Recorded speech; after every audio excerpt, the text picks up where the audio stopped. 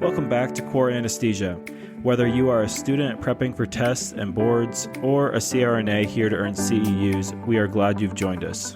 For more about us, make sure to check us out on Instagram at Core Anesthesia and online at coreanesthesia.com. Welcome back to Core Anesthesia. I'm Cole here with Tanner, and today we are going to move our discussion into different various forms of lung complications. And this is a very wide topic, and we're going to go through and hit some of the heavy hitting complications that we can see when it comes to the respiratory system. And we're going to first talk about obstructive lung disease.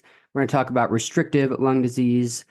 We're going to talk about upper respiratory infections, acute respiratory distress syndrome, pulmonary embolisms, mediastinal masses, bronchospasm, and then tension pneumothorax. And I know that's a lot of major complications that we can see. So we're going to go through and step-by-step walk through this, and hopefully you can stay with us. Tanner, do you just want to start us off here with the breakdown of the difference between obstructive and restrictive lung disease, and then some of the examples of obstructive, and then let's dive into obstructive first.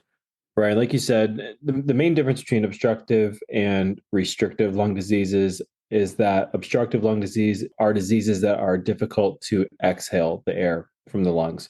So this is where you're able to take a breath in, but then the ability to get the air exhaled from the lungs is where you have your issue.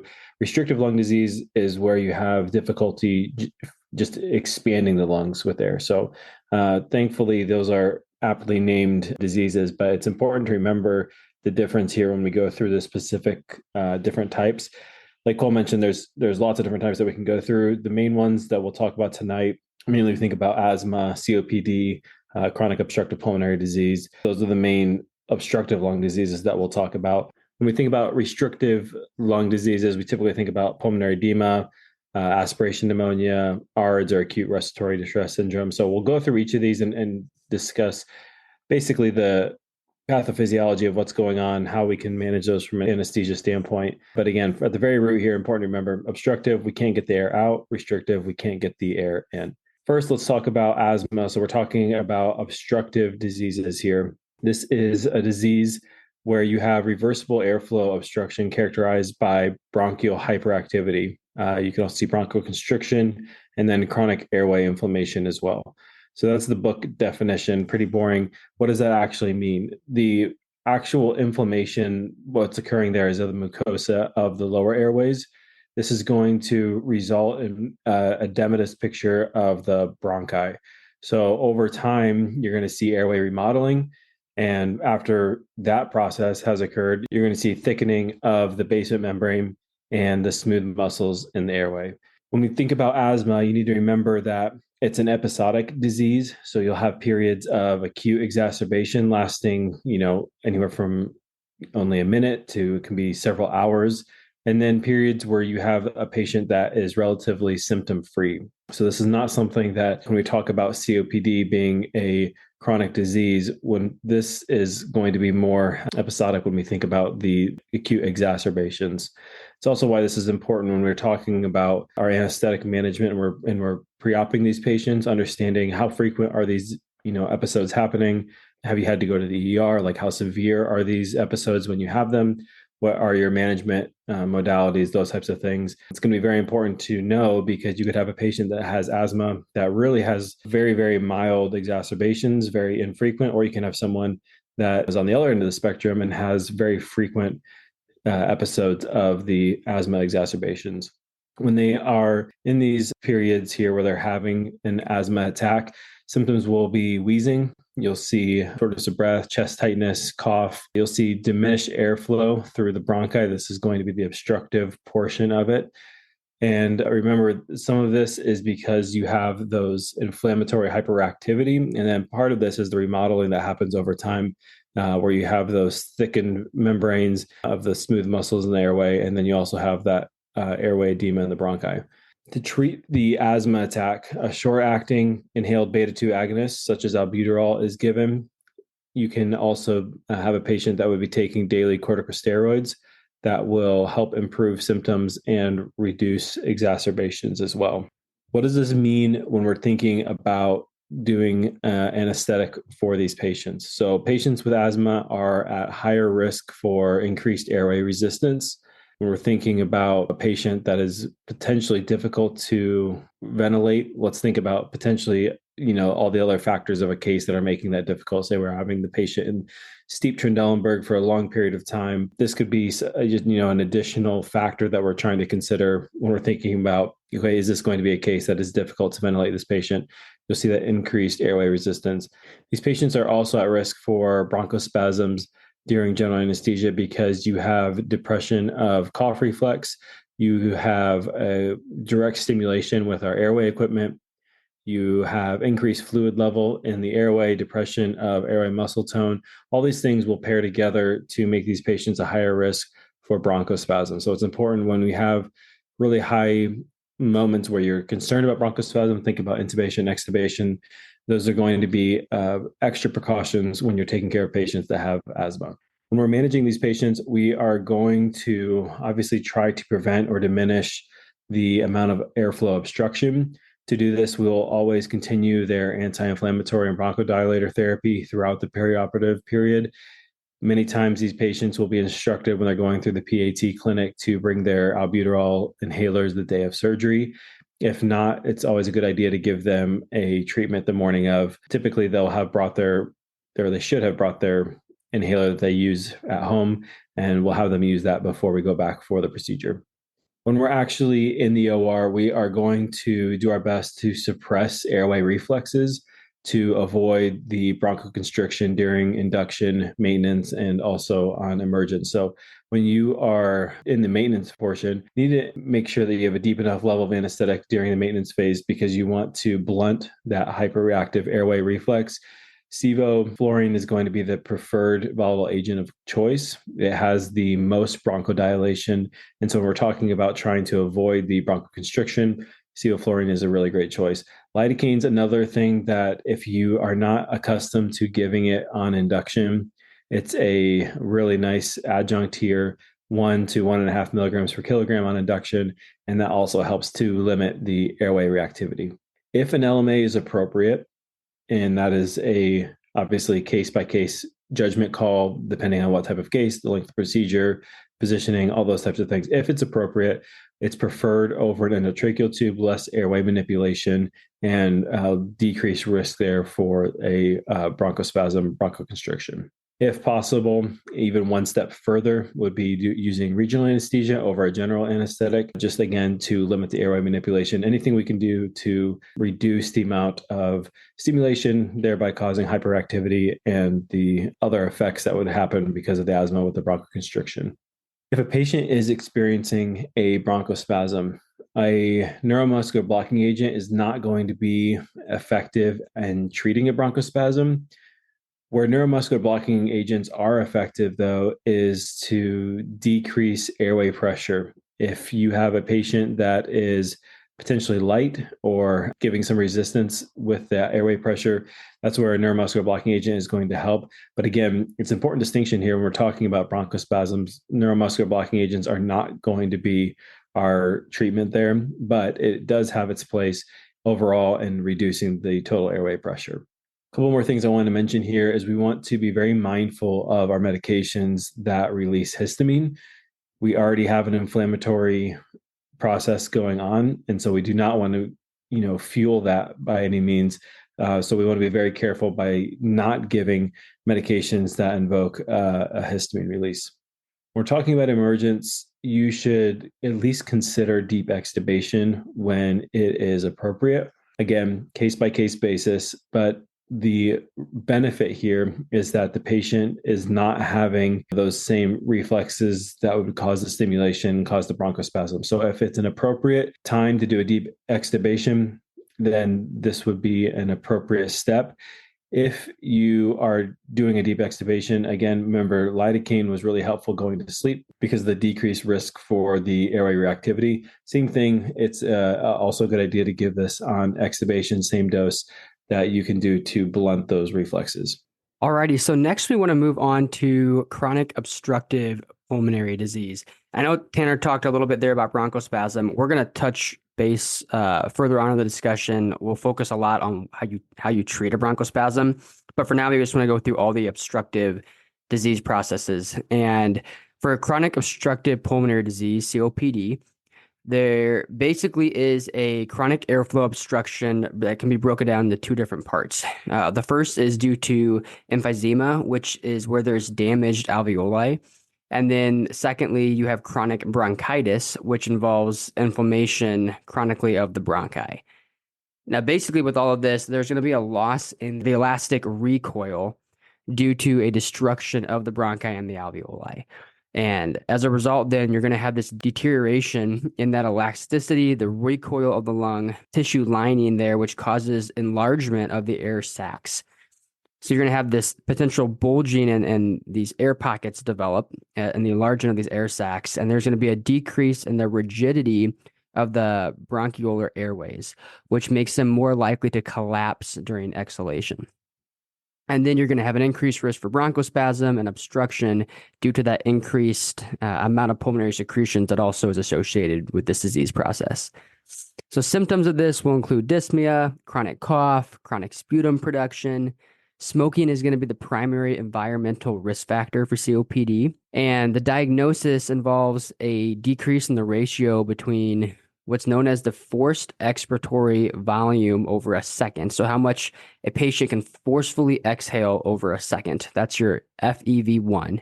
So there's going to be a decrease in the ratio between that and the forced vital capacity. So the total amount that they can exhale. And if that number is less than 70%, that is one of the characteristics to diagnose with this. Basically, what that's saying is typically you should be able to forcefully exhale at least 70% of the volume in the first second. And if you can't, there's a problem exhaling. That's why the COPD is categorized here. Now, there's going to be an increase in the residual volume, so the volume that's left after exhalation, and that's going to be in the lung. And that's because after exhalation, there's gas trapping in which the airways are going to close prematurely. So you're still going to have air further down in the respiratory tree that are then trapped once those airways start to close further up the tree prematurely. Now, treatment is going to be designed to relieve the symptoms, slow the progression of this disease, first by reducing the exposure to smoking, any environmental pollutants that the patient may be exposed to, and then you start doing pharmacological treatment, which is going to aim to promote bronchodilation using long-term muscarinic antagonists, and then beta-2 agonists and inhaled glucocorticoids. Now let's talk about if you have a patient under anesthesia that has COPD. So it's important to do a good preoperative pulmonary evaluation beforehand. This should include home oxygen use, medication status, any type of recent respiratory infections that they've had, etc. You need to educate them. Typically, this is done in the office when they're scheduling the procedure, but we really want them to cease smoking at least 6 to 8 weeks prior to surgery to minimize the post-operative pulmonary complications that they're more at risk for. Do patients with COPD and that smoke quit smoking 6 to 8 weeks beforehand? Very rarely do I actually see that in practice, but that is what we're striving for. Basically, if they were to quit the day of, there's still some benefit to that, but the most benefit is going to be all the way to the 6 to 8 weeks prior. Regional anesthesia, if possible, is going to be preferred over general anesthesia. Just know, though, that if you're going to be doing an interscaling block, this can cause ipsilateral phrenic nerve palsy, and you should be cautious with this if you have a patient with COPD. It's going to make their work of breathing a lot harder in order for them to maintain their saturations and exhale the CO2. So just know that COPD patients, you should be cautious in doing interscaling blocks for. Have you seen that in practice? Once when I was in school. Have you seen it? Yeah, I remember one patient specifically that had COPD, discussed all the risk factors ahead of time and discussed, that this was a potential risk and the benefit of having the regional block, pain block, all that kind of stuff. But they actually needed to be reintubated in PACU because their work of breathing, they just could not keep up. And so, yeah, definitely a real thing and something to very much consider the benefit versus the risk in these patients with COPD. That was a good point to bring up. I've heard a lot of stories about it. I just have not seen one in practice, so I'm glad you mentioned that. General anesthesia for these patients. Sevoflurane is the preferred volatile agent, as desflurane can cause airway irritation, and isoflurane already takes the longest to eliminate, and we're going to be even more concerned that it'll continue to be prolonged because of the air trapping and keeping the molecules in the lung rather than exhaling it fully.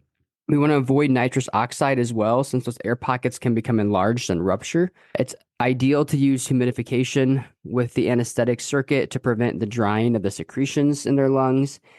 And we do not, this is very important, you do not want to drop the end-tidal CO2 down to a normal level if that patient naturally has a chronic elevated PaCO2.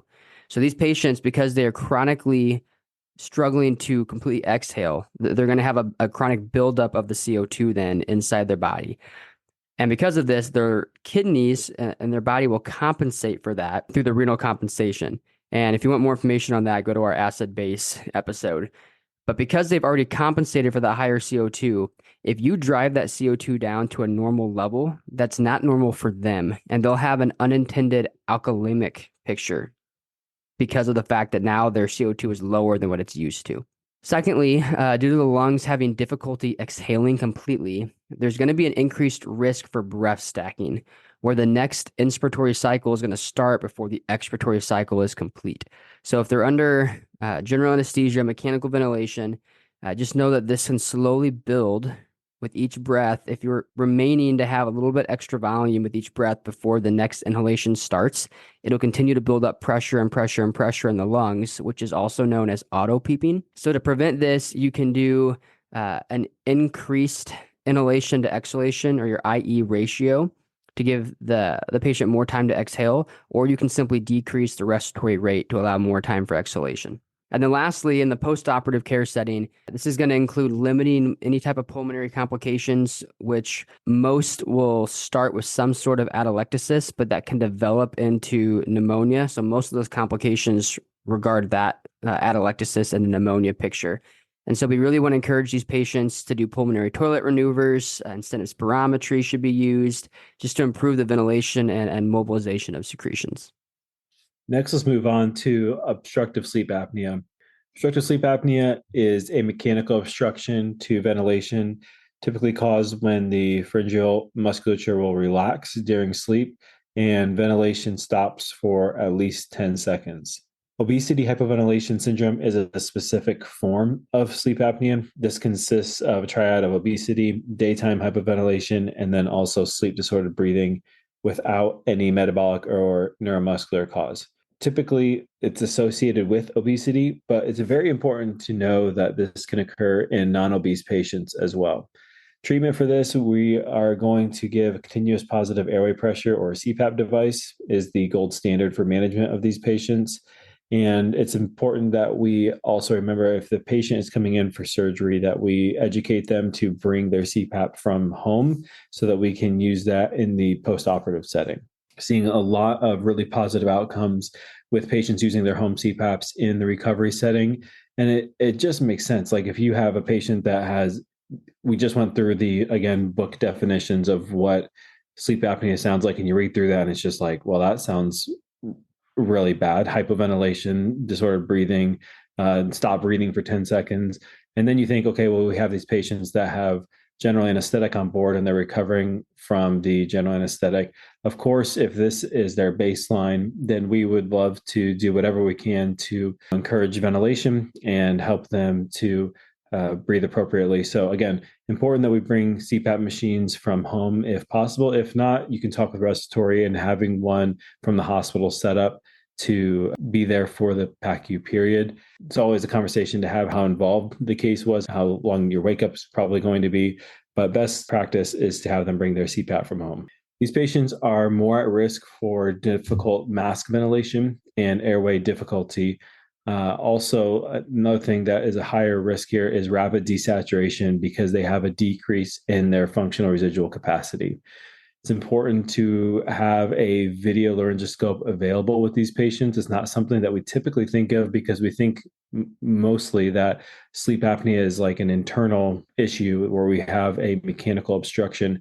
So it's not, I don't think, very intuitive that you would think that, okay, just because of that internal problem, maybe you'd have difficulty masking or difficulty gaining an airway. But it is important to really think through that. Obviously, if you have that tissue that is causing an obstruction, then it does make sense that as you are trying to move air, as you are trying to gain an airway, that you could have more difficulty. So it's important that we have that video laryngoscope available, especially when you pair that with a patient that is at increased risk for a more rapid desaturation. Along with having patients use their CPAP machine in PACU, it's also important to think about what are we giving from an anesthetic standpoint that could cause more respiratory depression for these patients. If there is anything that we can do to increase using regional anesthesia as opposed to opioid use, or getting these patients to be more awake compared to extubating them deep. These are all things that we can manage from our standpoint to give them a better picture in PACU and decrease risk for obstructing. We've gone through obstructive lung disease, and of course, there is much more that we can talk about with that topic, but those are the main things that we wanted to discuss and the main characteristics that we wanted to touch on to help you think through how are you going to manage these patients from an anesthetic standpoint.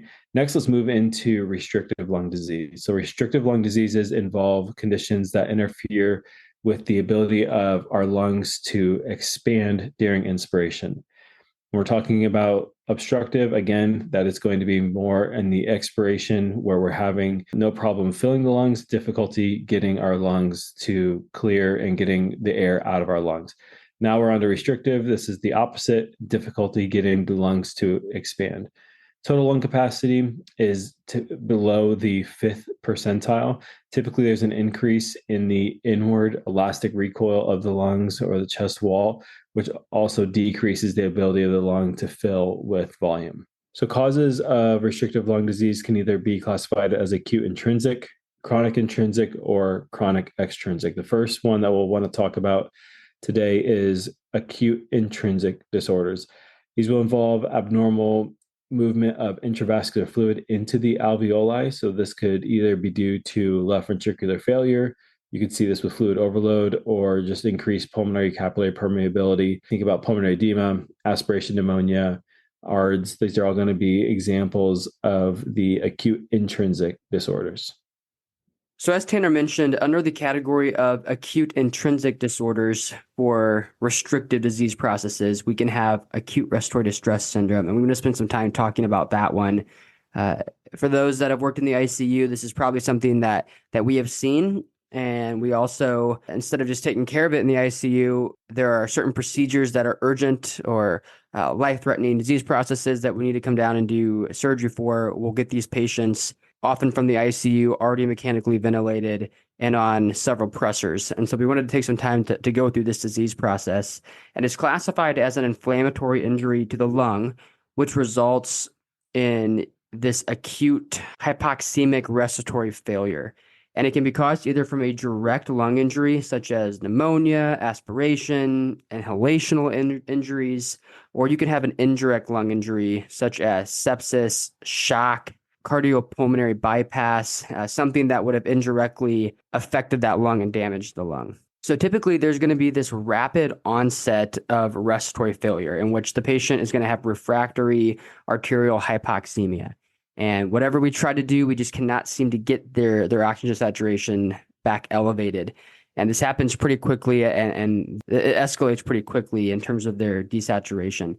And there's going to be at the root of this, a pro-inflammatory amount of cytokines that are released that are going to cause the pulmonary capillary membranes to basically become more permeable, which results in alveolar edema. We're going to have the capillary lining there just allowing fluid to come from the plasma, the bloodstream, and into the alveoli themselves. So we're basically internally drowning the alveolar sacs.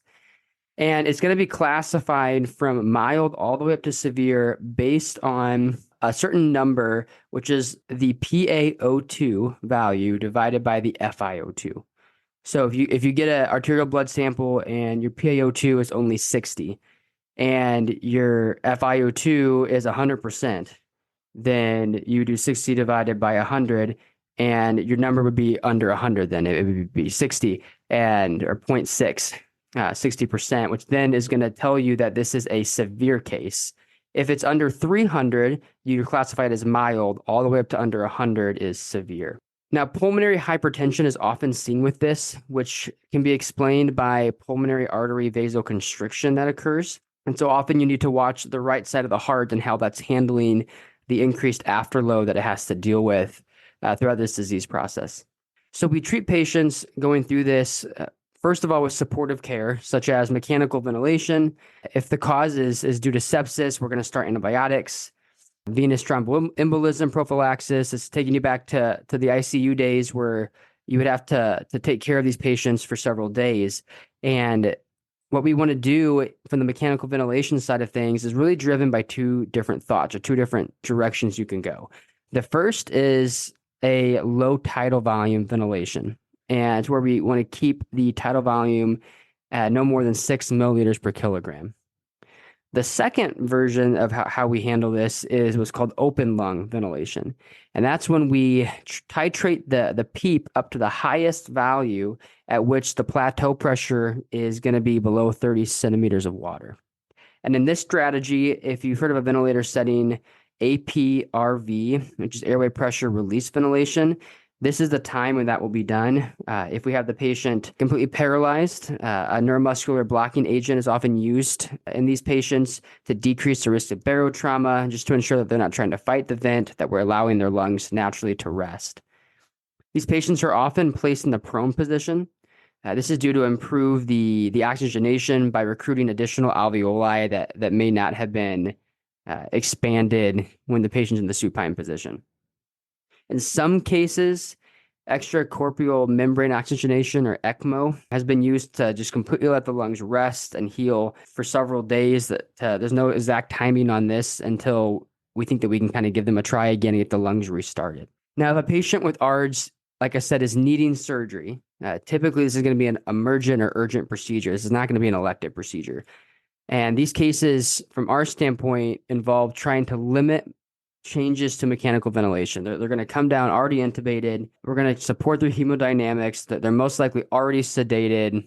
Potentially, they're already muscular relaxed with a neuromuscular blocking agent. Typically, we just hook them up to our monitors. You might titrate a little bit of anesthetics in, depending on if they are responsive at all. But this is pretty much maintain a status quo type procedure from our standpoint. So moving on to chronic intrinsic restrictive lung diseases. So this is also known as interstitial lung disease, which represents a group of diseases with similar presentations, and they result in a restrictive physiology, mainly due to a diffuse parochmal disease. So the cellular lining of the lungs have a disease, and then the pulmonary vasculature will have hypertension develop, and cor pulmonale can develop as well. So a good example of this would be sarcoidosis, is one that when you can have that damaged cellular tissue. The other version we wanted to talk about is chronic extrinsic restrictive disease. So the sarcoidosis is an intrinsic restrictive. Chronic extrinsic restrictive is a restrictive lung disease that is due to disorders in the thoracic cage or the chest wall that's going to limit lung expansion. So examples of this include sternal deformities, kyphoscoliosis, flail chest, ankylosing spondylitis, just to name a few of them. But flail chest, for example, is going to result when there's multiple rib fractures. I believe it's at least 3 rib fractures, and there's going to be this paradoxical inward movement of that broken rib portion while the remaining ribs move outward during inspiration. And because of this, it leaves the patient in a lot of pain. They're unable to take those deep breaths. They're unable to clear their secretions, to cough. They're unable to fully inhale. You also have kyphoscoliosis, which is a both posterior and lateral curvature of the spine. And in severe enough curvature, when it's greater than 60 degrees, there's going to start to be a reduction in pulmonary function. And that continues to get worse as the amount of curvature in terms of degrees increases. And then ankylosing spondylitis is going to be a chronic inflammatory disease that affects both the spine and the sacroiliac joints. And this can cause fusion of the spinal vertebrae with the costal vertebral joints. Basically, what that means is there's very limited movement in terms of the chest wall being able to expand. And these patients are not going to be able to fully inhale. But just keep in mind, if you're taking care of patients like this, these patients have a reduction not only in the amount that they can expand their chest wall, but also their cervical spine mobility. So from the anesthesia side of things, they are a lot more susceptible to hyperextension injury of their cervical spine and having cervical fractures develop. So for these patients, awake intubation is usually indicated for them, and if possible, a regional anesthetic is preferred over a general anesthetic, and just letting them maintain their spontaneous ventilation. All right, now we've talked through obstructive diseases, we've talked through restrictive diseases. For the ending of this episode, we want to go through a few other respiratory complications that we can see and talk through some of those implications that can be very serious on our anesthetic plan. So we're talking about these complications. The first one we'll talk about here is upper respiratory infections. Upper respiratory infections, a URI, can either be viral or bacterial in nature. 95% of them are infectious nasopharyngitis. Viral agents include rhinovirus, coronavirus, you can see influenza virus, parainfluenza virus, and also RSV. Those are very common types of upper respiratory infections. Symptoms of these viral agents include a non-productive cough. You'll see often sneezing. Bacterial infections present a little differently, where you see a fever, nasal drainage, and also a very productive cough, oftentimes with a bacterial infection. There's pretty limited studies regarding anesthesia for the adult population with an upper respiratory infection. Pediatric population, especially under the age of 1, is more at risk for perioperative respiratory adverse events up to 6 weeks after the infection. Consequently, this is often too when you feel like they always have some sort of upper respiratory infection. I remember the first time I was learning about peds, and this all makes total sense. Okay, 6 weeks after respiratory infection, and then you actually get into practice, and you're like, man, to find a parent that can go 6 weeks, especially in the wintertime here in the Midwest, without having a respiratory infection in their under 1-year-old is pretty rare. And so this is something that is a very common situation that you'll be in, especially with these pediatric patients, and important that we take this very seriously. Adverse respiratory events include bronchospasm. You can see laryngospasm, airway obstruction. You can see mucus plugging, atelectasis, hypoxemia in both the intraoperative and postoperative period is also very common with patients with these upper respiratory infections. If you have a pediatric patient and they're showing symptoms like fever, if they have productive cough, rhonchi, these are going to be more at risk for the adverse effects that I just mentioned with the laryngospasm, airway obstruction, bronchospasm, those types of things. If this is an elective procedure and patients have these symptoms, then it should be very strongly considered for rescheduling. Again, this is kind of a balancing act, especially when you're dealing with these kids that have frequent upper respiratory infections. When how much more optimized are these patients going to be? What's the likelihood that they'll be completely symptom free? And so it's important to have those very clear conversations with the patient's family and very clearly weighing the risk versus benefit for these procedures. Children with clear secretions, if they're afebrile, if they have had an uncomplicated URI, typically these patients are safe to go under anesthesia. This is when, we're differentiating between the children who have a fever or are wheezing, are having these respiratory complications actively. Those are the patients that you should very, very strongly consider rescheduling. If the surgery is delayed, then you'll want to reschedule for at least 2 weeks away. If there is lower respiratory tract involvement, then you'll want to make this 6 weeks away for the rescheduling. This is mainly due to risk for hyperactivity and, again, having those airway reactive issues that I mentioned before. Let's talk about if the surgery is deemed necessary for a patient that has an upper respiratory infection. What are things that we should include in our anesthetic plan to try to maximize the safety of a procedure? You'll want to have adequate hydration. You'll want to reduce secretions as much as possible and try to limit the manipulation of the airway. Preoperatively, you can give albuterol to reduce the risk for bronchospasm. Back when we were talking about dealing with patients who have asthma, we talked about any chance we can take to reduce the amount of airway manipulation is going to be the choice that we go with. Same thing here. Laryngeal mask airway would be preferred to endotracheal tube, just specifically here for airway manipulation and risk there for hyperreactivity. If we're using an endotracheal tube, consider a deep extubation unless that is contraindicated. Again, we're not going to go through every contraindication for why you wouldn't do a deep extubation, but the overarching principle here is we're trying to reduce the risk there for a hyperreactive reaction there. So next, let's talk about pulmonary embolisms, or PEs. And there are three main factors as to what would promote a venous thrombus during anesthesia, and that's either a stasis of blood flow, the patient's in a hypercoagulable state, or there is some sort of venous injury. And once a thrombus is formed, it can be released into the circulation and it can travel into the pulmonary vasculature. And then at that point, as the vasculature branches off into the pulmonary network and capillaries, each of those vessels becomes smaller and smaller. So at some point, that thrombus is going to become lodged. And depending on the size of that thrombus, the earlier in the pulmonary vasculature it will lodge itself, and the more downstream parts of that pulmonary network will be blocked in terms of blood flow getting to the distal pulmonary capillary network. And so this is what's known as a pulmonary embolism, when that thrombus blocks off in the pulmonary vasculature. So like I said, a significant pulmonary embolism results when that embolus obstructs the blood flow in a larger pulmonary vessel. And that's going to cause severe decreases in gas exchange at the pulmonary membranes distal to that. Now, once the pulmonary occlusion is created, what's going to happen is like I said, there's going to be an impaired gas exchange. There's going to be alveolar edema formation. And this is because more blood is being pushed through the limited remaining capillary networks. And because of that, then more blood or fluid can push itself into the lungs. And then potentially you're going to cause some alveolar necrosis as well from the areas that are not getting as much blood supply. The backup of the blood then into the pulmonary vasculature due to that blockage is going to create pulmonary hypertension, which then puts more pressure on the right side of the heart.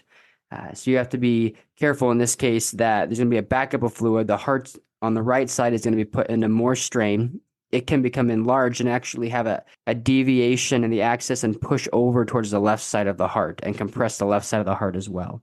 Now, due to increasing the dead space, so dead space, just to recall, is the volume of air in the lungs that is not participating in gas exchange because there's no perfusion there. So if we have areas now that are not having blood flow to certain sections of the lung because that perfusion is blocked upstream, the volume of air that is getting to that section of the lung is considered in a dead space now because it's not able to exchange into the bloodstream. So because you have an increased level then of dead space, there's going to start to be this initially a moderate hypoxemia that develops. But the body typically with an increased respiratory rate is able to keep a normal PaCO2 level in spontaneously ventilating patients.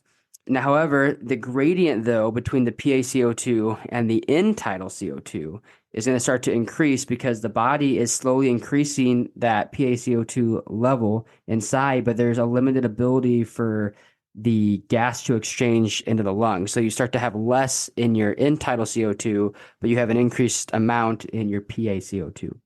So this massive emboli can ultimately produce vasculature or cardiac collapse as less blood flow then gets to the left side of the heart through the pulmonary circuit, which will then drop the preload, and then the cardiac output will also drop subsequently. In intubated patients, so if this happens under general anesthesia, and this is near and dear to me because this is the one death that I have had in my tenure as a CRNA was most likely caused from a PE that developed at the very end of a lap chole as we were closing off the patient. And as I was preparing for this, almost everything just matches up so perfectly with what happened. But under an intubated patient with general anesthesia, all of a sudden there's going to be a massive shift in terms of a dramatic or unexplained drop in blood pressure with a significant drop or loss of end-tidal CO2. There's also going to be then a widening of the gradient. If you are to get an arterial blood gas sample, there's going to be a large difference between the end-tidal CO2 and also the PaCO2. There's going to be a drop in oxygen saturation, and immediately intervention is going to be required to prevent complete cardiac collapse for a significant PE. So 100% FiO2 should be given with PEEP. You should stop your volatile anesthetic, lighten the patient up, make sure that we're trying to limit all things that are going to drop the blood pressure further. Blood pressure should then be supported with fluids and any type of inotrope such as norepinephrine or epinephrine. If the body does not stop the blockage or fix the blockage on its own, we may have to go in and do thrombolysis. If the patient ends up developing ventricular dysrhythmias during all this, lidocaine or amiodarone should be given. And then if the patient does end up clearing up from this pulmonary embolism during the procedure, in the post-operative period, the patients are going to have reperfusion edema to the areas of the lung that were previously blocked for blood flow. And they're going to have persistent hypoxemia for several hours afterwards and potentially some pericardial effusion. So just know that I know there are several different differential diagnoses that can be the result of an intubated, anesthetized patient that has a significant drop in blood pressure and drop in end-tidal CO2. But just know that this is one of the complications that should be high on your list if you do have that happen under your anesthetic. A couple more that we want to talk about next is a mediastinal mass. Mediastinum is going to refer to the area in the thoracic cavity between the lungs. This includes the heart. You'll have major blood vessels, trachea, esophagus, thymus. This is a obviously very important area. A lot of big things going on here. Masses here in the mediastinum can compress these structures and can ultimately cause airflow obstruction. You can also see diminished cardiac output. You get the picture here. Anterior masses can cause compression to the trachea or bronchi, and even changes in position. Think about just going into supine position or our induction of anesthesia for giving positive pressure ventilation. These can all cause collapse of the airway. So we think about all of those things combined. General anesthesia can be very dangerous for these patients, and the airway can very quickly become completely obstructed, even with patients who have an endotracheal tube in place. For this reason, it's important that we keep spontaneous ventilation for these patients, even with the general anesthesia. And there's still, even with keeping the spontaneous ventilation, a risk here for complete collapse with these patients with the anterior mass. It is also important that we place the tip of the endotracheal tube distal to the tumor, if possible, to try to prevent that airway collapse. We can do this during an awake fiber optic intubation, and this will, one, help keep the patient breathing spontaneously, and then two, aid us as we're trying to place that tube past the mass there. Let's talk about if a complete obstruction does occur, then a rigid bronchoscope should be available along with the potential for bypass as well. If the obstruction is noted, the patient can be attempted to move to a different position. So you can move to lateral or prone to see if that will help open the airway as well. Another thing that we should consider here is superior vena cava can be compressed, which could cause venous engorgement of the upper extremities. If possible, lower extremity IV access is going to be preferred simply to kind of ward off if this situation would occur. So in summary, basically, the idea here during an anesthetic for these patients is important to use local if possible. It's important to keep the patient in sitting position to try to avoid that anterior mass causing compression on these vital structures. And the other thing that we want to mention here is maintaining spontaneous respirations if possible. Very strongly consider an awake fiber optic intubation to maintain that, and also to aid you as you're placing the tube to get past the mass there. We mentioned bronchospasm earlier in this talk and kind of littered throughout this talk. We've mentioned bronchospasm several times, but I think it's important that we take a few minutes to specifically talk about bronchospasm, talk about what's happening, and what are ways that we will manage this.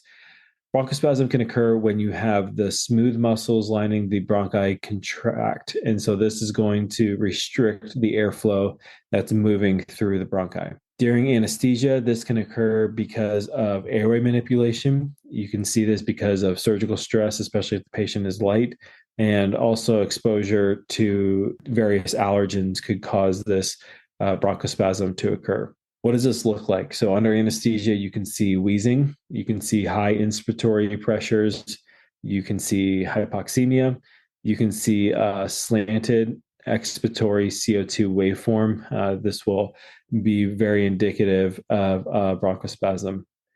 Our CO2 waveforms, we haven't touched on this yet when we're talking through these various conditions, but your CO2 waveform is going to be very helpful for you as you are looking at these patients and understanding what's going on in their lungs. When we talk about obstructive disease, remember your alpha angle, beta angle, when you're looking at your CO2 waveform, that alpha angle, when that is going to be widened, this is where you have difficulty getting the air out of your lungs, which is where you have your obstructive disease.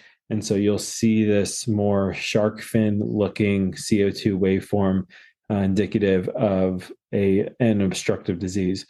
So when we're talking about bronchospasm, this is an acute event that happens. And so you can see, wheezing for a variety of issues. You can see high inspiratory pressures, say, for instance, your tube was kinked or you had, a mucus plug or something like that.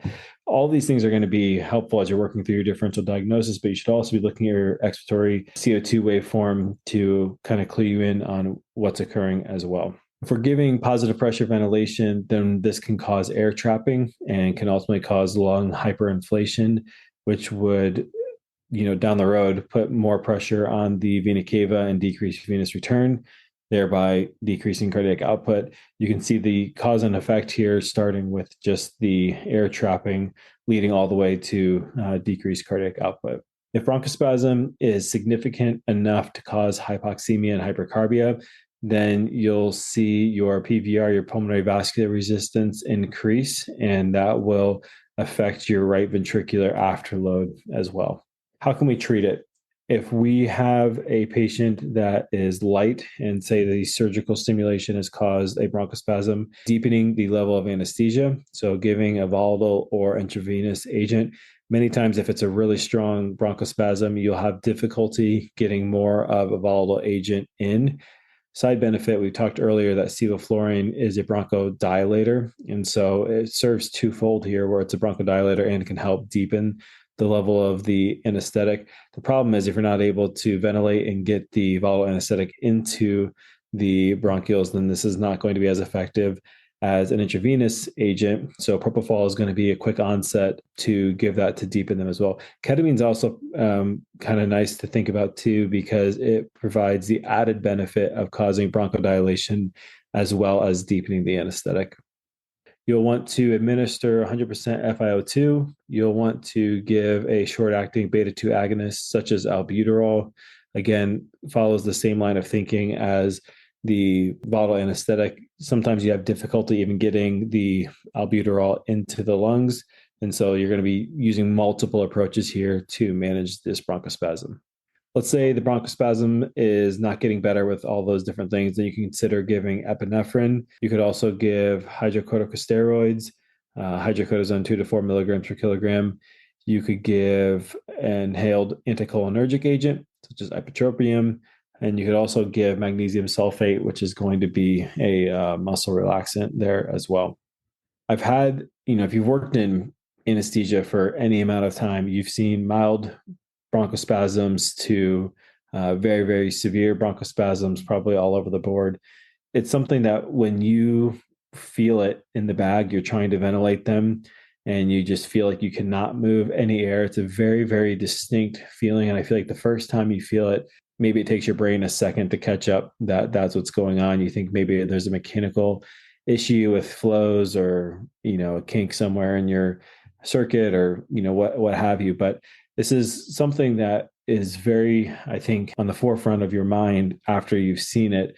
And it's important that we have a multimodal approach. Again, thinking about if we're able to get volatile anesthetic in to deepen them and also cause a bronchodilation, if you're giving albuterol, if you're giving other IV medications as well. There's many different things that you will use to attack this. And ultimately, we mentioned that you can give epinephrine as well to break it. But it's important to think about all the different factors. Hopefully, it's going to be something that you'll be able to identify quickly as you look at the waveforms, as you look at your pressures. If you take a listen and you hear the wheezing, all those types of things will help clue you in. But important to have all these tools in your back pocket so that you can manage this quickly and effectively. So lastly, if you've stayed with us, we want to talk about tension pneumothorax, and then we'll wrap this up. So a pneumothorax in general is when you have the presence of air in the pleural space, the area between the parietal and visceral pleura layers. Now, a tension pneumothorax is when that air progressively accumulates in the pleural cavity, usually under pressure, and it builds up and creates enough pressure to shift the mediastinum to the opposite side of the thoracic cavity. So not only does the lung on the affected side become compressed and unable to expand, but now the contralateral lung on the opposite side of the thorax is being compressed on the far side of the chest wall, along with this increased pressure from the tension pneumothorax. So you start to have this picture where you're going to have trouble ventilating very quickly. And then also the great vessels in the mediastinum become compressed, which decreases the venous return, and there is a drop in blood pressure and cardiac output. You're also going to have the central venous pressure in these patients become increased due to a backup of blood into the venous system because it's not being able to get through the pulmonary circuit due to all this extra pressure. There's also going to be a shunting of blood to the non-ventilated areas. So you're going to have this VQ mismatch start to develop and occur, which is going to cause hypoxemia. And then due to the shifting of the trachea, you're going to have an increased airway pressure that results. So hopefully you're gathering the picture here. All of this is not good. This is a medical emergency, and it requires immediate treatment to decompress the chest, and that's by inserting a 14-gauge catheter between the second and third rib interspace on the anterior portion of the rib cage, or the fourth to fifth rib interspace on the lateral side, obviously on the affected side that you have the diminished breath sound for. A chest tube then is going to be needed to continually decompress the thorax after that. So don't think you're just done simply because you put a 14-gauge angiocatheter in there. Eventually, it's going to need a chest tube to continually decompress that thorax. So again, this is something that needs to be caught very quickly and needs to be treated very quickly because this could turn into a pretty big medical emergency pretty quick. All right, so hopefully you learned a lot from this episode. I know we went through a lot of different types of pulmonary complications, and as I typically say, this is in no way, shape, or form an all-inclusive, everything you need to know about all respiratory complications. There is a lot more out there, but hopefully this gives you a good idea on some of the major things that we're looking out for, that we might see comorbidities of patients, and also might occur during our anesthetic, and how best to treat it and handle it when that situation arises.